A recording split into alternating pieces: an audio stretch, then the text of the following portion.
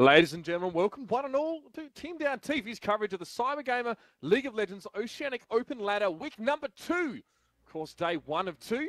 We'll be playing over today and tomorrow. My name is Mitch Uber Lazy. I'm here with Zach Rusty BB Pie, my friend. Good to have you back. Got some big games on tonight. This one, no exception. Team 4 Not going up against Crowd Control Gaming Ghosts. Yeah, good to be back. I'm pretty excited to be casting again. 4 Not, a team I haven't heard quite a lot about but they are always around. They've always seemed to be in a team for a very long period of time, actually. So I'm pretty excited to see how they go against CCG, which I've had experience playing against myself. A very strong team, and always a pleasure to cast them. Well, I mean, here's the thing. We did see a bit of CCG last week, and they did put up quite a strong fight. I think it was up against Team Expired, if I'm not mistaken, or something similar. And yeah, they went quite close, but you just sort of got pipped to the post there by Expired, and it was really a matter of Dragon Control. So CCG, in terms of their mechanics, really can't fault them. We expect to see good things from them. And look, 4 Not have always kind of been on the cusp of like the top teams. They've always been close. We've seen them come fairly close in qualifiers for events, regionals and that kind of thing, but not quite there. So maybe this is definitely a chance for them to continue to build up a little bit of momentum here. Picks and bans already having been conducted here. Jarvan, Zed, and Yasuo actually being banned. He's got a little bit more movement speed and I think a 4-second cooldown or 4 to 6 second cooldown on his Q at all ranks now. So a little bit more power going back towards Yasuo, and looks like Rymeister is going to have it taken away from him. Yeah, I think Jarvan's a very strong pick at the moment. He's definitely ban-worthy or picked-worthy in almost every single game. It's funny looking at the new jungle since it's come out. Not a whole lot has changed in terms of champions in pick and ban. Maybe a couple different bans, but definitely I think Jarvan and Lee Sin were priority. Yasuo, I haven't actually seen much of Yasuo since the changes that you've just mentioned. I do look to see him as a very strong champion, and the Zed ban is, I guess it's against a particular person on CCG, being Rymeister, who must have a lot of Zed games.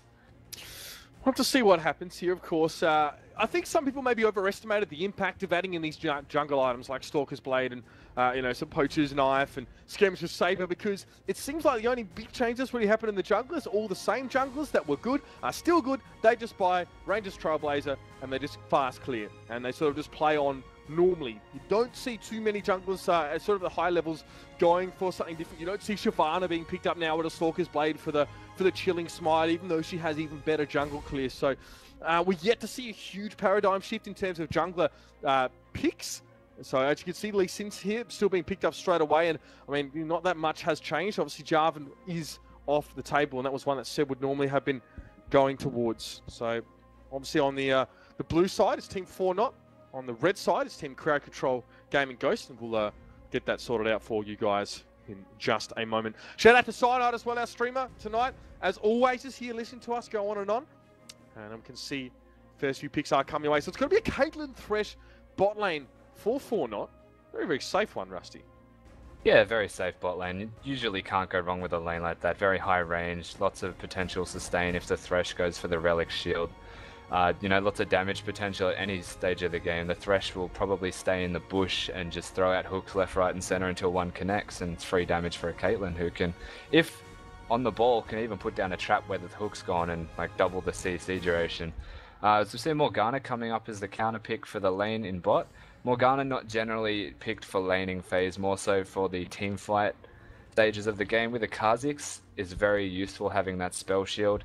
The Corki Morgana, though, against the Thresh Caitlyn is an average lane. I don't see a particular team winning that one, though. If the hooks do connect, then most likely towards 4 Not, as Kha'Zix is locked in.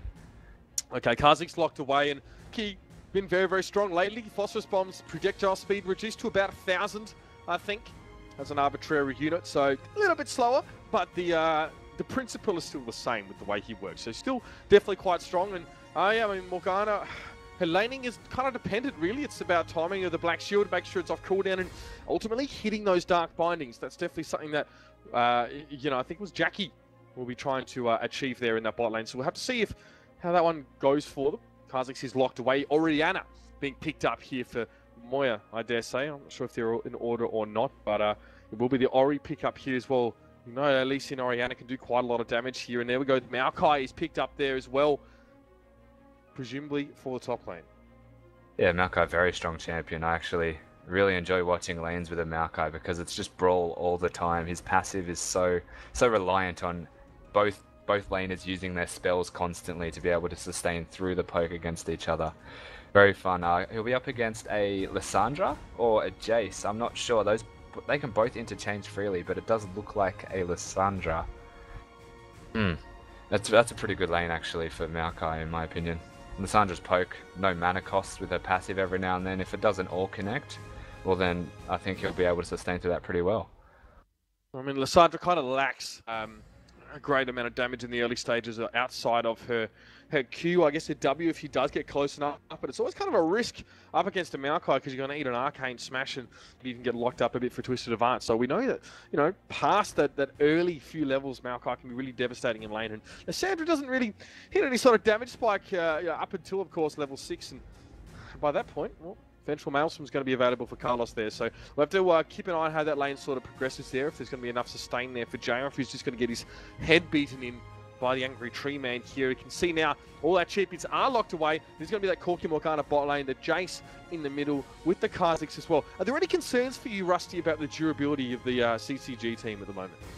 Well, their team doesn't look like they have a lot of frontline tankiness about them, but in saying that, they don't necessarily need it with their team comp. Lissandra can jump in at the same time as a Kha'Zix. They've got Jace for poke, Corki for poke, and a spell shield from Morgana. So if they play their team comp effectively, they're not going to be sustaining team fights. They're going to be blowing people up and looking to just blow the other team, in Fortnite in this case, out of the water, push them away and take everything really quickly. Whereas on the side of Fortnite, you'd probably look with, they've got a Thresh shield, Oriana shield, Maokai is an extreme tank, just never dies. Lee Sin can peel or engage with insects. Caitlyn's generally just never going to die. They can extend a fight for as long as they want with their sustain and utility with their shields.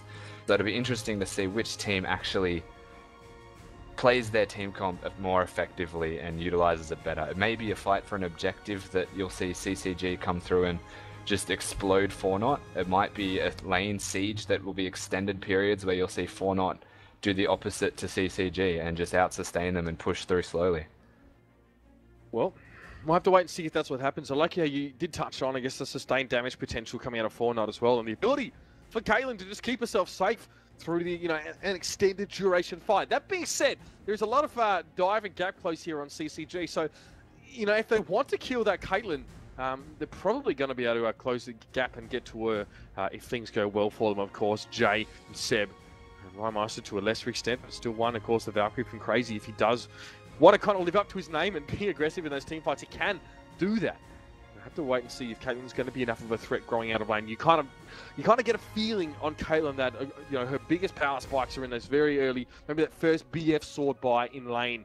That's where she's feared, I guess, so much because of just her laning potential. And then later on, maybe with the exception of Piltover Peacemakers in general, both coming out from Caitlyn, she's considered not as always as impactful as well. Kind of need to get a heck of a lot of items in you, Caitlyn, if you really want to sort of stay relevant. And what often happens is she might get a couple kills in lane and maybe assist with some objective control, but then start to, slide out of contention, maybe be less relevant later on in the team fights, especially if Fortnite are sort of struggling to give her a mechanic or an ability to keep, obtaining those kills. But by the same token, it's a pretty good pick composition here for Fortnite. Of course, Maokai and Lee Sin always going to be able to close the gap. You're never going to complain about a death sentence coming out as well and locking your opponents up. Interestingly enough, actually, Moya is the one carrying the exhaust here, and Zaldo's actually gone for Ignite in that lane. So maybe contrary to what the champion selecting that lane might indicate, it looks like Zaldo does, still want to try and secure some kills with that Ignite, or at least have that extra threat of damage coming down towards Crazy and Jackie. Yeah, it looks like the Thresh Caitlyn lane is going to look to try and secure a kill. Generally, you see someone take Ignite, you assume that they're going to play the lane to try and get a kill whereas Exhaust tends to be more useful out of laning phase or to prevent ganks, which can be a sign of a more defensive route that you're going to take when laning and or out of laning. You see that the Exhaust was taken by Orianna in the mid lane. It's another sign that she's a bit worried about the Jace's potential damage output, and rightly so, of course. If a Jace can hit every spell, it's a very scary thing, but it's going to essentially deny that. There's going to be a lot less kill potential, and it reduces resistances, which can increase your own kill potential while they're doing less. So, smart pickup from Orianna. Jace going for the Ignite in return, looking for the same thing as the bot lane, more kills. Okay, we can see the Ignite on Rhymaster definitely does indicate, a predilection to coming forward. But of course, it's kind of wants to hit the accelerator shock blast before he follows up on that one. Orianna does have a shield and a lot of self-peel and utility for herself and other members that she's got the ball on, of course.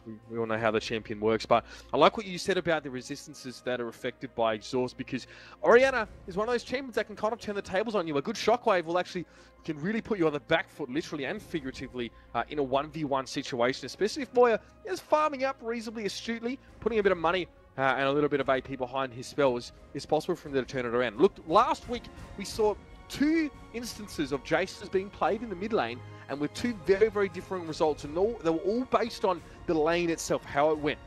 Basically, we saw the weak Jace that sort of struggled to get money, and we didn't see a last whisper from him until maybe 30 minutes, and shock blasters were a little bit underwhelming, whereas later on in the piece, I think we saw a little bit later, I don't think it was from Little Cutie Cheese, but someone similar, they got nice and fed on that Jace, got the Muramana early on, got themselves with a Brutalizer and, of course, the Last Whisper, and were just chunking people down with every single shock blast. He's such a two-faced champion, Rusty, as well. It's so dependent on sort of how you go. Some champions are always going to have a sense of relevancy, like Orianna, for example. She will always become that scary beast once you get a death cap and even start to look towards a Void Star. But Jace, he is dependent on sort of how you go in the early stages. So it's going to be all about Rymeister securing kills with the help of Seb and controlling that lane, putting pressure on Moya, forcing him to use his shield and move the ball around defensively. Yeah, like it's reason being, I would say that Orianna is much more relevant than a Jace if behind is purely based on utility. So Jace is all damage. Every single spell that Jace has increases damage besides the gate, which still increases damage on his shock blast. Orianna has a shield, has a speed boost, has vision from her Q, and has a displacement spell with her ult. So she's always going to be relevant, if not for damage, if just for utility. Whereas the Jace needs to be ahead or to stay relevant, at least being even, to still do damage or be a part of the game as much as every other lane would be. It's the same with Caitlyn and Corki, essentially. Corki spikes really heavily, so whenever he gets that Trinity Force Sork Shoes spike, massive, and he's always going to be a threat. Whereas the Caitlyn, if Caitlyn loses lane and can fall behind, essentially not going to do as much.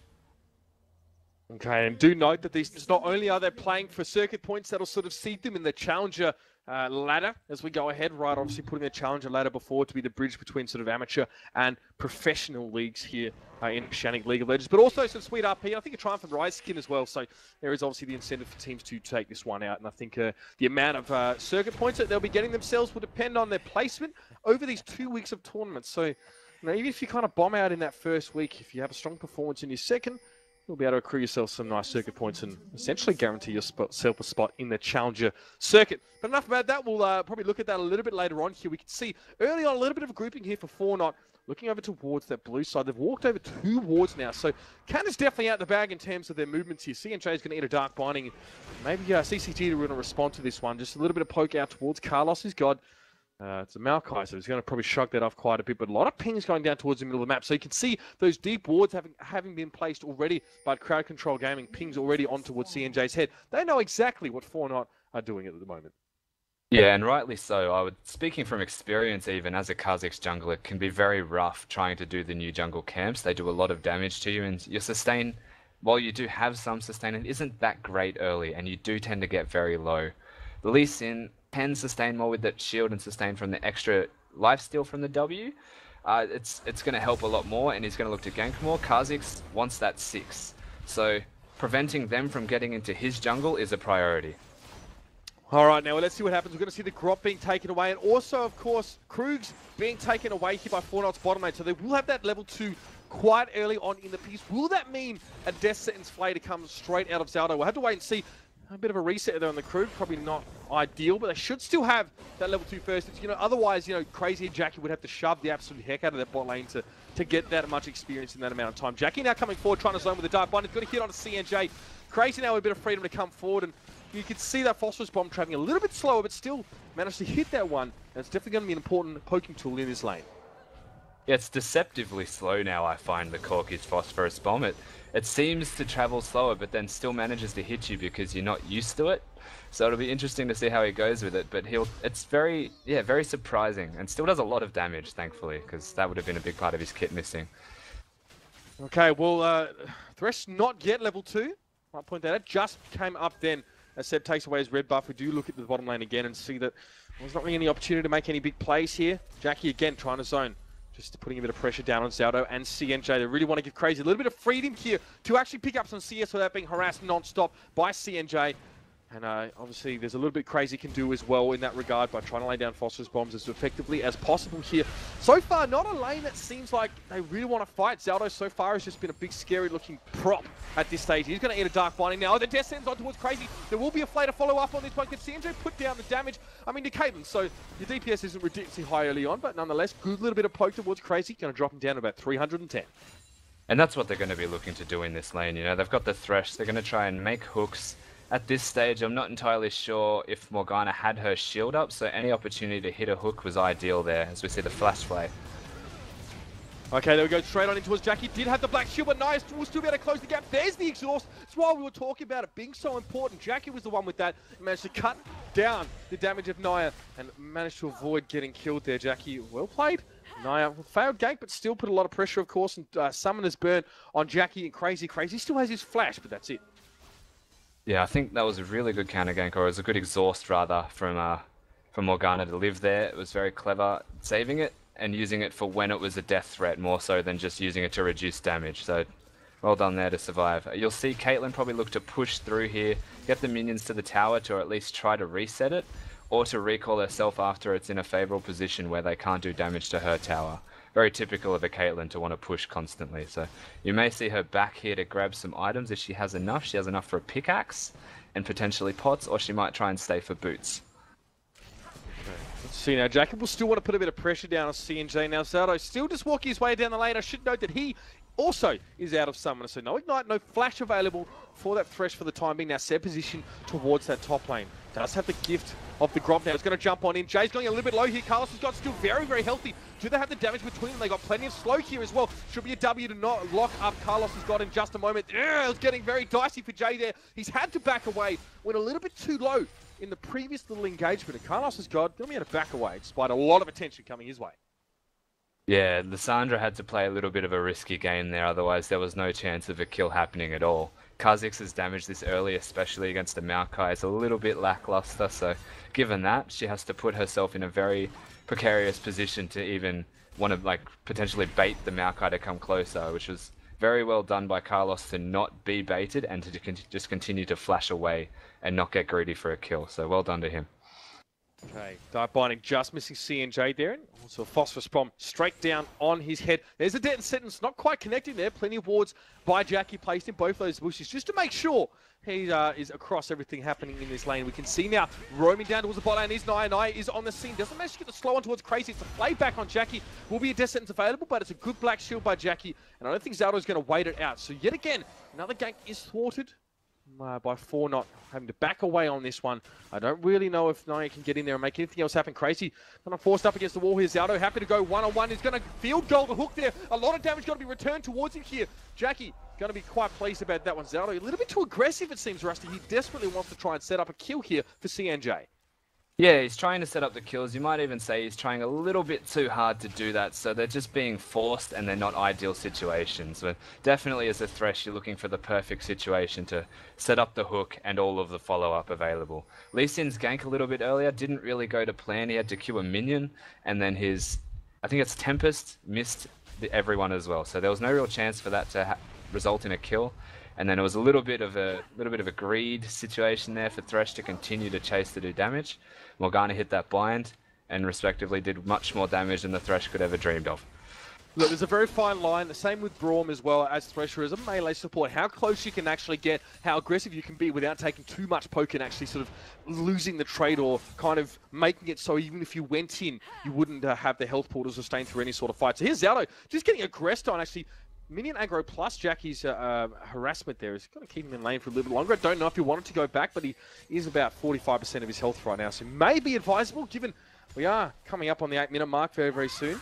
That has no significance. I thought I just mentioned that, but no kills yet, might I just add. So everyone, despite some attempts here, to make things happen in the bot lane, really not much else has actually happened. Rhymeister and Moya, for the most part, are quite evenly matched.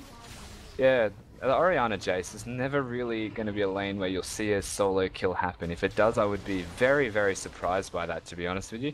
Jace has a lot of poke, but Orianna has a lot of anti-poke with the shields. Her natural resistances she has from when the ball is on her as well enables her to not die as easily, so she can even build more damage and then just becomes a big threat for the Jace also. As you see with 1 Doran's right now, she has 56 ability power, so that is quite a bit.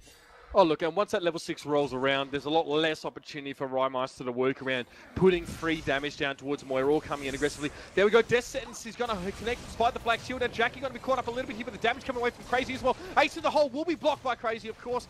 That's kind of what you expect from Crazy at this stage to try and keep his support alive, but now he wants to come back with a little bit more aggressive. Good combo there, but there's Jay, comes straight in with the Glacial Tomb, completely and utterly locks up that first kill there for Crazy. I don't think that teleport went noticed by Fornot. If it did, it was slightly too late. You can see there's a really good ward in Fornot's Tribush there by CCG, and Jay just got a free teleport, so well done to him. They're going to look to secure the first drag, and now they have all 5 members alive, and I don't think Fornot can do anything about it.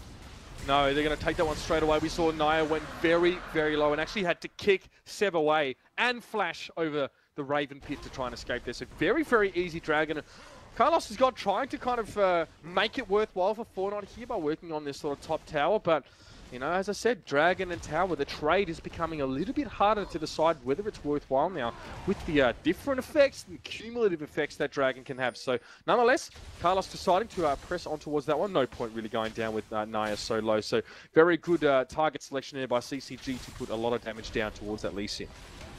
Definitely. And I like what Fortnite have done here. They knew that they've just lost a member in the bot lane. They've used all their summoners. As we see, Carlos coming in for a sneaky kill here. Well, looks like he's going to have a crack there. Seb goes very, very low, and it's a sapling toss over towards Seb. At the very least, light him up, and he's going to have to back right away from that one. That's some dicey work right there as well. Jay did respond, and now Rhymeister is on the scene. Carlos is quite happy just to stand there and be a pain in the rear, though. Naya wasn't on the scene to really help out at all. He'll actually be rotating up towards the mid lane now. There's 3 in mid. Carlos maybe want to work on towards this mid tower, get a bit of free damage at the very least here. No one from CCG really in position to respond to this one, with the exception of Rhymeister. You can see Jay might come over the Raven Pit wall if there's an opportunity to do so, but it'd still be a 2v3, I think. Rhymeister more than happy for the moment, just trying to hold them off on his own. You can see now Jay actually heading back towards the top side, and Seb will help out in mid bot lane as well. This is where a little bit of back and forth is happening. Oh, there's the kickback on Rhymeister as well. We can see the Moya just blew up Seb as he tried to jump on towards Naya. Naya will drop down towards the tower now in the bot lane. A little bit of a stash opening up as well. CNJ going to get caught up in that dive, winding flay on towards Jackie to get him away. That mid turret goes down in the meantime. Complete and utter blind miss there on the death sentence. And there's Carlos. He's going to be there to lock up Jackie. Does he have the mana? He will get the knock up at least. Yes, he will better close the difference. Jackie now going to have to use those soul shackles. Will it get up? Oh, Zaldo going super low there. Crazy turns it around quite nicely. It was an excellent ult from Jackie, and somehow the Morgana survived. Yeah, they managed to trade there. That was really well done. Like, the mid tower's gone down. It was a really good rotation by Fortnite to see that we've just made the jungler go back. He was extremely low. There's nothing he can do to stop this. So a really clever rotation. A good dive. They got the kill there secured, but I think that was a trade for the Lee Sin. So that was really well done by CCG to stop that one. And then the teleport bot lane by Carlos to try and really push their advantage. They just secured there, and it ended up going sour. So well done by CCG to defuse the entire situation and make the best of it, essentially. Soul Shackle's a huge part of that fight there, and very well played by Jackie just to turn it around. And CNJ hanging around the bot lane is reasonably low, and maybe it just occurred to him that he's pushed up quite a long way. He's going to head back now. And kill tally is 3-1. Obviously, towers were traded away there, so the bottom tower went down. Also, the middle tower went down for CCG. So the top tower, should I say, went down beforehand. So one apiece at this stage. Gold is absolutely dead even, but bearing in mind, Dragon is on CCG at this stage. They do have that 6% bonus to AD and AP, and I have to see just how impactful that's going to be for these guys now as they look to contest some subsequent Dragons. Got to be a couple minutes before that's even a factor here right now. Carlos taking away their top tower as well, just to even up the ledges here. But, I mean, they're going to have to wait a little bit, both teams. Will they try and pick some fights here? Our last game of the night last week actually saw, I think in Paird's team, just not worry too much about Dragons and just fight, and that was definitely explosive and helped his team get a long way ahead. So let's see what the plan is here going ahead for 4-0. They definitely need to get themselves their first Dragon pretty soon, though. Yeah, you essentially have to do and play what your team comp requires of you to see a fight coming out in the bot lane already. Jackie almost able to walk out of the box with the Ignite, going to go down. Zato take a heck of a lot of damage. There's Ace in the hole. Oh, Crazy is just up the shark on that one, so to speak. And will be the Ace of the hole kill going to CNJ, should I say. So that was a bit interesting. It's a bit of a risk, really, when that requires some very, very good communication, Rusty, if you want to pull off something like that. Yeah, it's a very risky thing to even use your Valkyrie to attempt to block it, especially going 90 degrees from where the bullet is being fired. You need to thread the needle, essentially. It just wasn't possible. Oh, Seb getting locked up there. Moya cleaning that one up. Naya trying to go for the KS there. That Sonic Wave. And in that short passage of play, we saw CNJ get taken very, very low by a Shock Blast. And that might have been Rymeister trying to, you know, get a bit of pole position around that Dragon. Maybe work on the Scuttle Crab or something similar. But kind of turned around. Seb got caught out. And that's a heck of a lot of damage coming from Moya. Just a Morellonomicon and a Tyria the Goddess at this stage. But, it was more than enough to secure that kill. Yeah, the Morellonomicon is, given the new patches, it's the biggest power spike, I would say, for the early to mid game possible on AP carries at the moment. You see Lissandra prioritize in the top lane against the lane bully. It's just such an important item, especially with the changes of cost in Athene's. The Chalice costing 1,000, you know, to try and get effective items for the small amount of resistances it gives you. Oh, that was almost some beautiful work by Jay in the top lane to avoid just getting 3 for none straight away. He almost managed to pick up 9, but still that's a big investment here for 4N to pick up that kill on the top lane. They've actually given away their tower in the mid, and that was taken away by Rymeister. Now Zaldo going to go low from that latest salvo from CCG's bot lane. CNJ also quite low as well. Got to be starting to get very, very dicey now with Seb on the scene. You can see him on your mini-map just off screen, and of course Rymeister will be rotating down now as well. This will be a tower for certain now. Zaldo just getting blown up straight away. CNJ's going to pop heal reflexively, should I say now. Jackie taking a bit of tower damage right now. He's going to have to back away before the Soul Shackles go off. He will pick up the kill. Carlos has got his there though. Shock Blast didn't quite land on the right targets, and there goes Carlos, going to lock up Crazy here. He's done for essentially now. He will get picked up now, and it's all about backing away. Rymeister trying to get away here. We can see just how low Jackie is, and Seb is also going to be getting Shank's pony on out of there. You've got to be careful not to lose their own tower here though, Rusty. Yeah, that was a pretty questionable dive, I would say. As we see the Dragons up right now, they've chose to intentionally trade essentially by diving the Caitlyn for the Morgana. Morgana exhausting and ulting because the bind missed. Personally, I think she should have backed out after the bind missed. They had no vision of the rest of the team and continued to push a little bit too deep there. Like, the tower's full health. There was no way that was going down in between that fight. So doing what they did was very questionable. As we see at the moment, an Infinity Edge for Caitlyn, a Trinity Force for Corki, big item spikes. You'll look to see probably CCG starts a group and fight now that they have those spikes. It's a massive spike for Corki. There's the flash forward from Seb. He's going to duel with Naya, but Rymeister is on the scene. One more Shock Blast to the sides will secure that kill. Actually, going over, of course, towards Rymeister. Now, Jace trying to get the heck out of dodge. Does manage to get the TP. Where's he headed at this stage? Look like heading back towards his own tower, but CCG have got things under wraps down towards the bottom side of the map. This is going to be Rusty, their second Dragon. Another one where 4-0 were in absolutely no position to contest this one. And I think this is actually was the Achilles heel of CCG last time we saw them, their inability to control Dragons. So far, so good. They've got 2 on the trot here. And of course, ladies and gentlemen, that second Dragon means it's going to be an extra 15% damage to towers and buildings. Definitely going to help with their objective spree now as they look to take away this bottom tower. At least put some free damage on it. And you can already see how much extra damage that was doing. The Corki, who doesn't necessarily have AD items, just chunking that tower with every single attack. Even the Morgana's autos. Like, it's such a substantial amount to think about. The siege potential right now, as I just mentioned, the item spikes, they've got cooldown reduction boots on Lissandra with the Morello. She's essentially at her max CDR for the entire game. You've got the Manamune coming out on Jace right now. It's a big spike, even though it's not the Muramana, and the Hex Drinker for utility. He probably won't die in the next team fight. Corki may back for his boots next time he gets them, and they'll probably look to siege now. They've got the second dragon buff, they've got that extra siege potential. I feel like right course of action right now would be to attempt to siege, or to at least catch someone and do what their team comp requires of them. Blow someone up, and then take an objective from it. With dragon down, you'd probably say, well, as they're doing the top tower right now, they may just do bot tower because it's the first outer one available. Well, a little bit of damage going towards that top turret. Carlos' God is on the scene. I mean, it's Corki Jace, man. There's going to be poking happening no matter what, so we'll have to see if they can sort of link it together properly. Now, Crazy going to get hooked up there. Black Shield towards him, but a lot of pressure coming on towards this bottom turret here. And it will be picked up by Fortnite here, so the Ledger goes in their favor at 3-2. Still very, very close there. You can see Fortnite valuing those towers a lot. But the box is going to catch up Jackie. We can see Crazy going to go through the broken wall area of it now. Jackie goes low. He's going to be forced to flash away now. CNG. No, Jackie will go down. Now Ace in the hold on towards Crazy. Going to drop him quite low as well. Zaldo securing that kill with the Ignite. I think the RNG gods are definitely in Fortnite's favor right now. That Caitlyn's first auto attack, critting the Morgana, basically put her in a very awkward predicament where she had no health. And then he also used his net, actually, to escape the binding from Morgana to continue.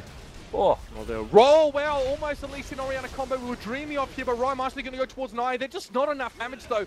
And you really can't beat Lee Sin in his own game, especially if you're a Jace. I think Ryan Meister would have much preferred to sit back and do a bit of poking there. So a couple crucial picks over the map now, opening things up a little bit more for Team Fortnite. You can see now Gromp being taken away. Moya might get caught in the dark binding. No, he gets out of dodge very, very quickly. But Ward's being pushed up into this blue buff area. Preparation, of course, for a little bit further down the track. That next dragon will be an issue, of course. Baron coming online at 20 minutes as well.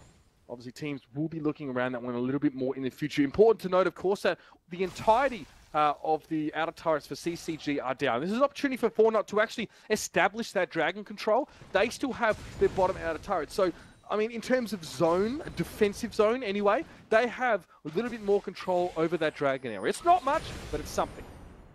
Yeah, you can see there's a lot of wards actually littered throughout the entire map, so control is very up in the air at the moment depending on how they approach this situation. Jackie's just walking through wards casually in very bad positions to see Lee Sin catch him.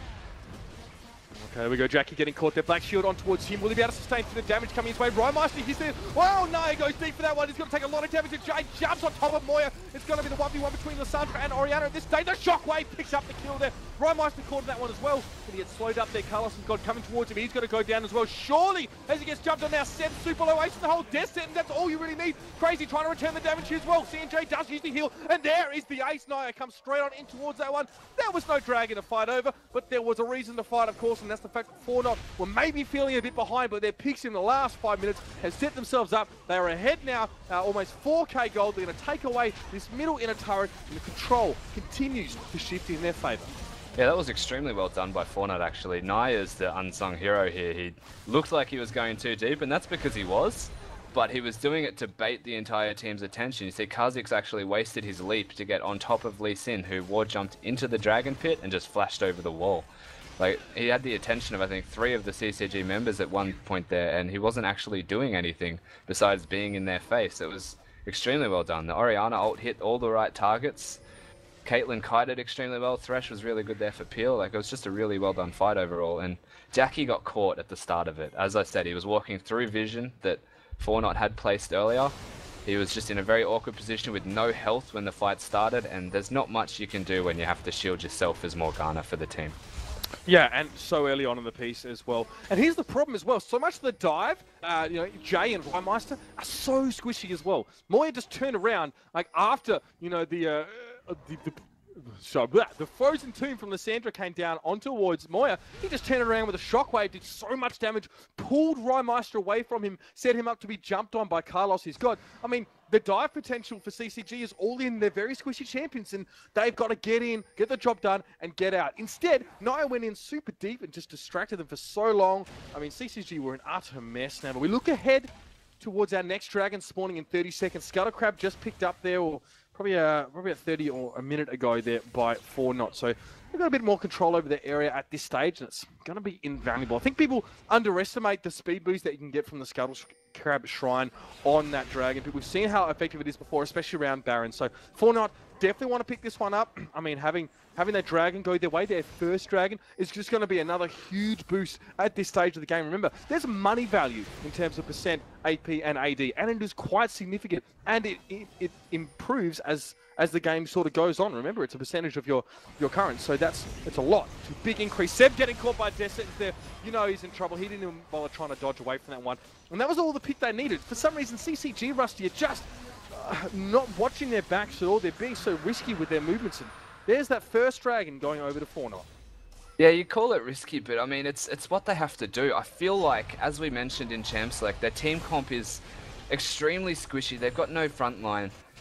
They have to be in the front line to blow people up. So when they get behind, they're not really in a position of power whatsoever. Like, even making picks would be extremely risky for them, with the Kha'Zix extremely squishy champion could blow up at any stage. And the same with Jace, who would have to stay in the ranged form and not go to his Mercury Hammer whatsoever. So the more that Fortnite get a lead, the more that their team comp's going to be able to overpower everything CCG do, and they need to make a risky play and try and get back into the game, or it'll be too late. That's risky, but not the good kind. Jackie just gets completely blown up there by Moya, and now you can see Forend coming forward again. Don't need to jump in for a big fight here. They're just pushing those waves in under their towers and continuing to gain control. You can see it's a 4-on-1 split. Naya in the mid lane doing exactly the same thing as the rest of his team, and they're going to make sure CCG are running back and forth between these two inhibitor turrets now, trying to defend them. Zaldo tries through Descent there. There's the shock blast on towards Moya. That's a decent one. That'll take him fairly low for the moment. No Void Spikes coming over the wall from Seb as well. Jay has to back away there with the Glacial Path, and CNJ continuing to use that static shift just to smash wave after wave in. Now Seb and Crazy might want to go for something here. Surely they've got to kind of break this siege, but I think Fortnite will just lazily roll through the jungle of CCG, taking away their objectives, taking away their money, snatching up some serious weaves. Yeah, they look to push through some objectives and force what they could after taking the Dragon and being a little bit poked down. So there's only so much you can do before it becomes a death threat. Against the team of CCG, you definitely do not want to be in a position with a little to no health where they can just blow you up, get resets, and snowball like a team fight just straight out of nothing. Whereas, like, you know, Fortnite, they probably recall now, they get some item spikes. Oriana's almost got that. Probably avoid stuff, I would say, actually. Be the smart move here, because you want to secure the game and push out as soon as possible. You got the Randuins on Lee Sin now. He's going to be unkillable. They're going to be able to dive, I would say, if this continues the way it's going. You might look to see even a Baron force here, an objective push like that from Fortnite, or maybe a desperation from CCG. All right, now looks Zaldo trying to steal away the Scuttle Crab. Won't manage to get it. Ooh, an attempt for Moya to get the pick on towards Rymeister and Jay, or maybe both of them, but it's going to be a flash away from Rymeister. That is just how keen he was to avoid certain death now. Shock Blast is always coming out from Rymeister now, trying to keep his opposition low, and he is building up some decent items. Doesn't quite have that last Whisper yet, so doesn't have that extra kick behind that Shock Blast, but still enough for the moment to keep 4N back and kind of keep them guessing a little bit here. But here we go. Crazy going to take the time now as he splits 4-on-1 with his team. Going to pick up that bottom tower. Now, how will Fortnite respond to this one, though? They kind of have an advantage there with Carlos Scott sort of out of the way. We can see, of course, even the scrying or being used there just to gain some extra information. Now, Fortnite coming forward here. Look how they're pushing into this red side jungle. Going to ward it up. Going to set up maybe for a Baron attempt if they can get ahead. I mean, as you said before, Rusty, they kind of want to start to push out this game and finish it. And you can see the way that they're trying to cement the lead they have right now as the hook goes off on a Jackie. Jackie, they will go for that one, surely, but the Black Shield coming out at a good time now. Zaldo going to get caught in the mix here. We do see the wall coming up as well, but there is the box, and it's not really doing quite enough there. Crazy's going to pick that one up now. Moya and Naya have to back away. CNJ still healthy. Going to get the static shiv and maybe some crit down as well towards Seb. Seb going to have to jump away over the wall's wall. Rymeister trying to do a bit of house cleaning there as well. Moya goes low, but not enough. Not low enough, at least, to tempt Rymeister to come forward to try and pick up that kill. A little bit of a blunder there for Zaldo, and this is what we were saying before, Rusty. This is what happened to him last time. How deep can you go before you can't get yourself back out again? They definitely can go very deep with their team comp, but it's got to be the right time and place, and that was neither. you could see they have no vision of that actual area where they were going. CCG were quick to rotate, assuming that they would go to the top lane and acted accordingly. Oh, my Rymeister gets jumped in there. He doesn't have any flash available, but Moya takes a bit of damage from him. We'll still be able to walk away from that one. And the heal was from CNJ on towards Moya. So going to keep him a little bit healthy now as they try to push on towards this turret. We can see now Seb is kind of out of position, or was that planned? He's going to come up from behind here using the ultimate abilities. But oh, Moya is going to fall down as well. Now they're going to jump on the hapless Fortnite here. CNJ will drop. Carlos is gone. He's still up. Naya is still up. But how much longer? Zaldo finally gets there. But it's a little bit too little, too late. Naya drops down. Crazy now from the backline, doing a heck of a lot of damage as well. Zaldo going to get jumped on. He's going to flash over the wall. Carlos is going to converge towards him as well. That's the double for Crazy. Carlos is trying to teleport out of there. No, he gets interrupted. That's not good. He's going to drop as well. And it's an ace going over towards CCG, losing only Rymeister and Jackie. They picked that one up. And that was really a result of overextension and an overstay from Fortnite, Rusty. Yeah, definitely. I couldn't help but have a little giggle to myself there, sorry. Caitlyn genuinely suicided to get that tower. Like, she stood perfectly still while the Lissandra was on top of her, just to hit that tower 2-3 more times. So they essentially sacrificed themselves to try and gain some objective control. And, I mean, they got the tower, but there's only so many times you can do that before the team of CCG is just going to do extraordinary damage and just roll over you. So they've got 2 dragons. Like, that's going to be, it's already too closer to 5. So, like, you never know what's going to happen in this situation. If this continues to happen, if Fortnite continue to get greedy for objectives, then it may go the other direction. The team fights, like, I was looking in favor of Fortnite heavily, and now it's starting to come back a bit. Scuttle Crab was taken away by CCG, and Dragon coming up in 20 seconds. It's going to be a little bit of a safer zone for them. The question is, are they going to be feeling confident to fight this one out now? It's only about 3k gold in between them. Obviously, the players aren't aware of the fact, but that last fight was definitely put a lot of important money back into the pockets of CCG. Scrying Orb being used, they're going to spot out Seb straight away, and Fortnite might use that as a cue to start off in this one. They know that they're revealed standing on the shrine there. They know that there's vision of them, so they might wait for that one to time out, and they're just going to stand there and make sure that CCG can't take advantage of that. Now, Dragon going to be taken away here. No one from CCG was even remotely close, so now it's 2 dragons apiece. CCG just, you know, being a little bit careful about it. Looks like they tried to trade mid-turret for that one there, and now Seb and Crazy are going to have to back away. They may get caught up here near towards the Baron Pit if they can turn this around and be good for them, but I don't know. Jay is also going to have to back away as well. Naya got caught by Dark Biden there. Carlos has got is at the front, but he'll be a little bit too far away from Seb to clean him up. There was a Valkyrie over the Baron Pit as well for Crazy to get away.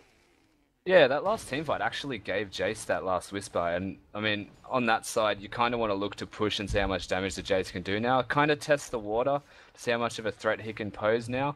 I'd say that at this situation, Orianna, I don't think has recalled in a very long time and should be able to buy at least finish an item. Is choosing not to, so like this situation right now for CCG is almost ideal. You'd want to probably look to fight right now and push at least to try and find an advantage, not that you have one. CNJ nowhere to be seen, actually taking away red buff at this stage, so nowhere to carry it for Fortnite. I'll be hoping that she will join them directly, and she does. CCG not seeking, I guess, to take advantage of that situation. Didn't see the Caitlyn, so they weren't 100% sure of what they could really do there. I should say last week's Muramana are finished on Rymeister. Look to see those shock blasts do a heck of a lot of damage now. Moya off towards the side, probably looking for some way of getting a ball in and under the feet of CCG, but no dice there so far. And again, the push is on. Shock Blast are coming out. Zaldo cops a big chunk on him now. They want this inhibitor. I mean, heck, CNJ gave up his life for the tower, so they may as well try and follow that up in some way or another. There's the speed up there. Righteous Glory being used. Carlos has got looking to try and close the gap, and he does get on towards Jay, and a slowdown as well from the second activation of the item. But Carlos has got maybe a little bit of miscommunication there. There was no follow-up from his team. Naya gets locked up there in the 2, and there is a shockwave as well. That was a good one, Jay. And Crazy getting locked up, and there goes Naya, picks up Crazy, I think, goes down, and there's Moya also getting attacked on towards by Jay as well. Seb is there with the jump, but now CNJ will start to do a bit of cleanup here. Seb backing right on away. Zaldo and CNJ have got to work on this inhibitor. It was a very messy fight. It was actually a 3-for-3, but advantage definitely over towards Fortnite because they've got a very healthy AD carry and support, and they will take away that inhibitor. And maybe think about some damage on towards this turret as well, but if that blast hits it, Rymeister will probably go in for that one as well. A good jump back as well, but now a lot of damage on towards Zaldo. That tower really, really hurts, and Rymeister can go in if he wants, but the crits are very nasty coming away from CNJ. Yeah, this Caitlyn's hit a big spike in damage. She's just doing so much, and she's not being focused in the fights. It's really difficult to get to a Caitlyn. You've got to go. You could see the Lee Sin and the Maokai initiated that fight by just running at them, basically, and trying to be a brick wall while they took the inhibitor for free. Unfortunately, it didn't go to plan. The Jace actually did a phenomenal amount of damage, but they put all of their eggs into one basket, being the tanks, and like Caitlyn just got to freely hit all she wanted, and that was the result of a fight going sour. There was essentially Caitlyn entirely, and the Orianna ult, I should mention quietly, was pretty good. Well, yeah, I think it locked up Crazy and Jay or Seb, perhaps it was, and just chunked him down. I mean, it's an Orianna with a death cap and a void staff, so that is pretty gross already. Like we were saying last week, that's disgusting amounts of damage. But they kind of jumped on Moya after that initial burst came out, the shockwave and the dissonance there. So she'd already kind of done the damage, and then they turned their focus on towards her with very minimal health. And the whole meantime, CNJ was sitting in the back line, as you said, just doing sort of free damage now. But the gold gap is getting a little bit closer, to be honest. There's only about 2k towards 4-0, so they're definitely not way ahead in any sense of the word. But there we go. We're going to see the ace and the hole go towards Rymeister. He's going to Thundering Blow Black on 9, but the kick was good, actually, not Rymeister in the wall. Will he be able to survive through this? Unlikely, and he did go down. Now Carlos has got coming towards Jackie, forcing the flash there as well. CCCJ goes down quite low as well. He actually has to flash ahead of his ice glacial pass, should I say, to get out of that one now. CNJ, a lot of damage coming down, a lot of free damage, should I say, from 4-0. No Baron here for these guys yet, but they're still confident enough in pushing in towards this inhibitor now. Glacial path, no, it was just a fake there. Jay doesn't quite want to fight this one out, and there really doesn't look like there's any way for CCG to defend that inhibitor. That's the second inhib down, and 4-0 just moving forward, bullying their way into the base of Crowd Control Gaming Ghosts. Yeah, Rymeister's actually managed to be caught, I think, twice in 2 different situations that have forced towers, and in this case, inhibitors to fall down. I think he's being greedy for farm, but it could be argued that he's just trying to clear the wave before they actually have a chance to push the lane. So it's really unfortunate that he is getting caught, but it's also resulting in the inhibitors falling down by 4-0, being able to, I think, rotate quicker than they would be expecting. Okay, well, CCG now have to respond. This is kind of the part of the game where they need to do something now because, I mean, there's a crack in the wall, and any more sort of pressure coming from forward is just going to break it completely. That was the worst analogy I've ever used for anything, but you get the idea. Baron is being looked at sternly by both teams. Dragons up in a minute as well, and both teams on 2 Dragons. I mean, that third one is definitely going to be helpful, obviously with that extra 5% movement speed, but it's not going to be the be-all and end-all, and if I'm honest, that Baron is going to be more important for these teams at this stage, especially for not if they want to close this game out with a minimum of casualties. They're going to want to work on this one. They do start it off there. Not a lot of vision at all, I think, on this one. In fact, 0 vision for CCG Ghosts at this stage, so they're just going to have to look over at it tentatively, but it's going to be a little bit too late there. So that one's smited away by Naya. Will there be a fight to follow up on this one? We did, of course, see Zaldo drop very, very quickly. Now Jay comes in. He's going to use a Glacial Tomb on himself there. Jackie gets blown up there, but the Shockwave only hit on towards one. Rymeister out towards the back as well. Naya going low. Moya gets taken out there by the Q of the Sander, but look at CNJ. He gets a double kill with the proc of that static shift, but will there be enough now as well? He's going to get jumped on. Oh. No, yes, he can pick one up. Will Seb drop down? Will it be the Quadra? Yes, it will be. At least the Quadra kill there for Caitlyn. Great work by Naya, actually getting in there and disrupting Seb by trying to jump on towards that Caitlyn. It's a Baron, it's an ace, and this should be the game. Naya's extremely good at being this annoying little pest in the side of a team fight that's just this ever-present threat that you want to look at him, but you know you need to kill the Caitlyn.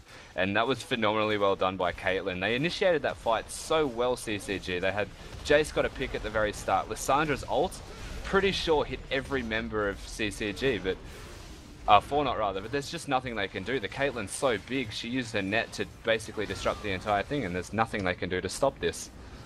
Oh, that is the game. And you know what? Castl's Curse yet again. I think I harped on for a little bit longer with than I should have with my gold 3 ideology of Caitlyn is bad late game and gets irrelevant, etc., etc. She was big in that game and in that team fight as well, but yet again, they just sort of let her go.